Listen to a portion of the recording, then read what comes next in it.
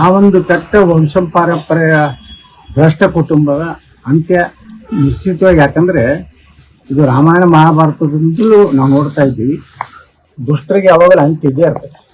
ಅದ್ರ ವೈಭವದಿಂದ ಕೆಲವೊಂದು ವರ್ಷ ಬೆಳೀತಾರೆ. ದುರ್ಯೋಧನನು ಪಾಂಡವರನ್ನೆಲ್ಲ ಹೊರಗೆ ಹಾಕಿ ಅವನು 10-11 ವರ್ಷ ರಾಜ್ಯಭಾರ ಮಾಡದ, ಎಲ್ಲನೂ ಮಜಾ ಮಾಡದ.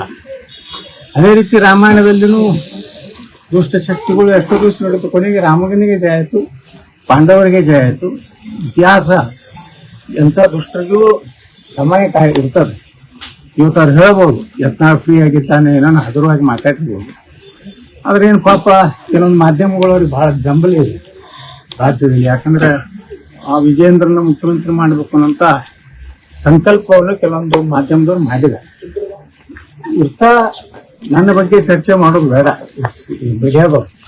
ಯತ್ನಾಳ್ ಪಕ್ಷ ಕಟ್ಟಿದ್ರೆ ಏನಾಗ್ತದೆ, ಯತ್ನಾಳ್ ಏನು, ಯತ್ನಾಳ್ ಆರ್ಥಿಕ ಪರಿಸ್ಥಿತಿ ಏನಿದೆ, ಯತ್ನಾಳ್ಗೆ ಕಾಂಗ್ರೆಸ್ನಿಂದ ರೊಕ್ಕ ಕೊಡೋರು ಇದ್ದಾರೆ, ಇಂಥ ಎಲ್ಲ ಹಲ್ಕಾ ವಿಚಾರಗಳನ್ನ ಬಿಟ್ಟು ನಾ ಏನ್ ಮಾಡ್ತೀನಿ, ನನ್ನ ನಿರ್ಣಯ ನನಗೆ ಬಿಟ್ಟಿನಿ. ನನ್ನ ಒಯ್ದು ಬಂಗಾರಪ್ಪನವ್ರಿಗೆ ಜೋಡಿಸ್ಬೇಡ್ರಿ, ಯಡಿಯೂರಪ್ಪನ ಜೋಡಿಸ್ಬೇಡ್ರಿ, ಜನಾರ್ದನ್ ರೆಡ್ಡಿ ಜೋಡಿಸ್ಬೇಡ್ರಿ, ಶಾಲೆದಿಂದ ಶ್ರೀರಾಮುಲು ಜೋಡಿಸ್ಬೇಡ್ರಿ. ನಮ್ಮ ಹೋರಾಟ ನಮ್ಮ ಹಿಂದುತ್ವದ ಸಲುವಾಗಿದೆ. ನಮ್ಮ ಹೋರಾಟ ಉತ್ತರ ಕರ್ನಾಟಕದ ಅಭಿವೃದ್ಧಿ ಸಲುವಾಗಿದೆ. ನಮ್ಮ ಹೋರಾಟ KPSCಯಲ್ಲಿ ಇವತ್ತು ಹಳ್ಳಿಯಲ್ಲಿರುವಂತಹ ಒಂದು ಯುವಕ ಕನ್ನಡದಲ್ಲಿ ಬರುವಂತ KPSC ಹುಡುಗರಿಗೆ ಇವತ್ತು ಆದ್ಯತೆ ಸಿಗ್ತಾ ಇಲ್ಲ. ಅದು ನಮ್ಮ ಹೋರಾಟ. ಇವತ್ತು ಪೊಲೀಸ್ ನೇಮಕಾತಿ ಆಗ್ತಾ ಇಲ್ಲ, ಅದರಲ್ಲಿ ಸಹ ಇವತ್ತು 4 ವರ್ಷದಿಂದ ಪೊಲೀಸ್ ನೇಮಕಾತಿ ಆಗಿಲ್ಲ. ಇಂಥ ಎಲ್ಲ ಹೋರಾಟವನ್ನು ನಾವು ಪ್ರಾರಂಭ ಮಾಡ್ತೀವಿ. ಆ ಭ್ರಷ್ಟ ಕುಟುಂಬದ ಬಗ್ಗೆ ಏನೇನು ಮಾತಾಡೋದು ಅವಶ್ಯ ಇಲ್ಲ. ಮತ್ತು ಮಾಧ್ಯಮದವರು ಬಹಳ ನನ್ನ ಹಗುರವಾಗಿ ತಿಳ್ಕೊಂಡಿದ್ರೆ, ಒಬ್ಬ ಅಯೋಗ್ಯದಾನ ಯತ್ನಾಳ್ ಅನ್ನೋದಿದ್ರೆ ನೀವು ನಿಮ್ಮ ಮಾಧ್ಯಮದಲ್ಲಿ ನನ್ನನ್ನು ಬ್ಯಾನ್ ಮಾಡಿರಿ, ಬ್ಲಾಕ್ ಮಾಡಿರಿ. ಯತ್ನಾಳ್ ಬಗ್ಗೆ ಭಾಳ ಮಾತಾಡಕ್ಕೆ ಹೋಗ್ಬೇಡ್ರಿ.